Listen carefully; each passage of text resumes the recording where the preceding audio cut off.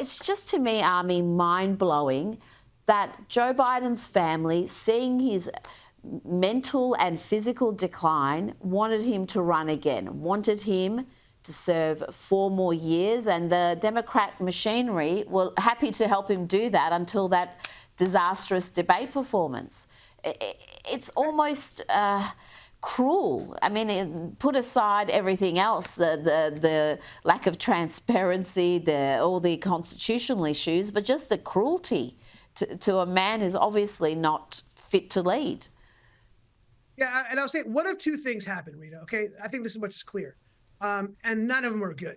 And one is they knew about the cancer diagnosis and how severe it was and held it back and hid it, which is bad enough, right? And two is they didn't test him because they knew he probably had it, didn't want anyone to know, didn't want him to know, and held back this diagnosis 4 more years, leading to a more severe metastasized form of this cancer. It's one of those two things, and neither one are pretty, Rita.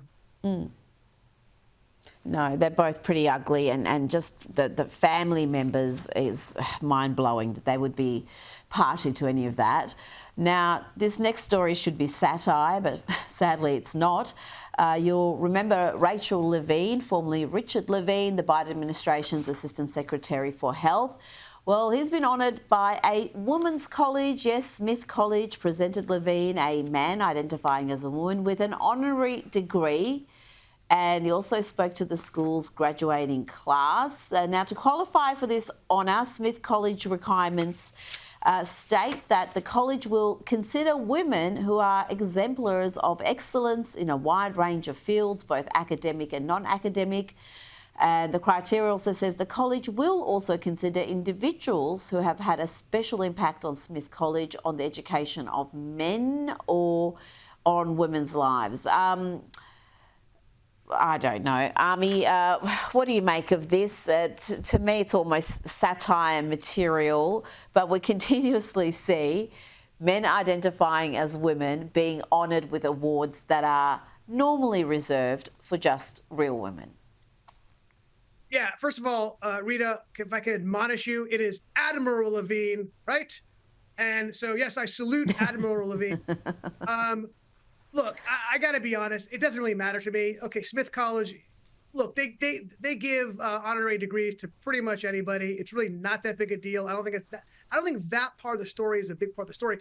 Although what I do want to point out, right, is Smith College itself and the absurdity, the lack of morality of that school, that college. There's a couple of stories that you may or not know about, but Smith College, not that long ago, had this story where there was a black woman who went and was sitting eating her food in a cafeteria that was closed. In fact, specifically said no one's allowed to eat in this cafeteria for a number of reasons.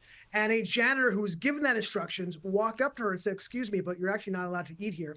She then went into full meltdown mode and said, "You are doing this because I am black. I am eating while black." Not kidding.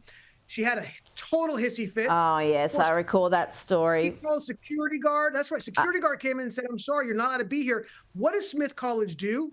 They fired the janitor, who was a working man from the area, and the security guard, right? After it was very clear that she was the wrong.